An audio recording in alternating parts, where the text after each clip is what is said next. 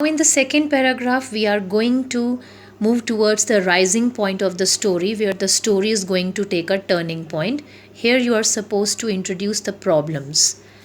So, here it comes in the second paragraph. All he could hear was all the negative thoughts in his mind.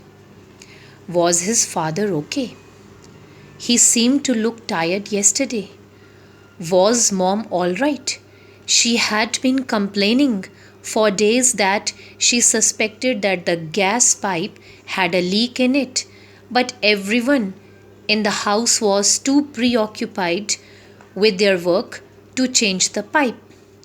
Mohit was praying in his mind that things should be fine at home.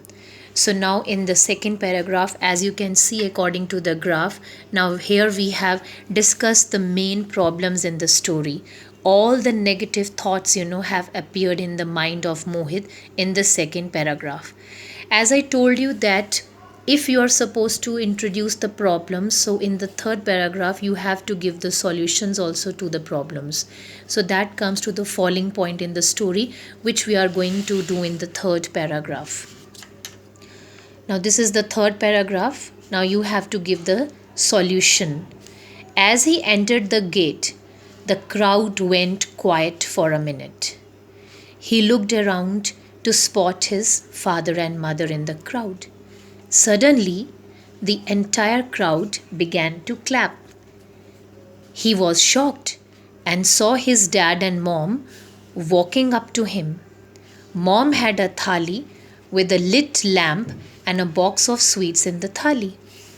Dad was beaming with pride, and mom had tears of joy in her eyes.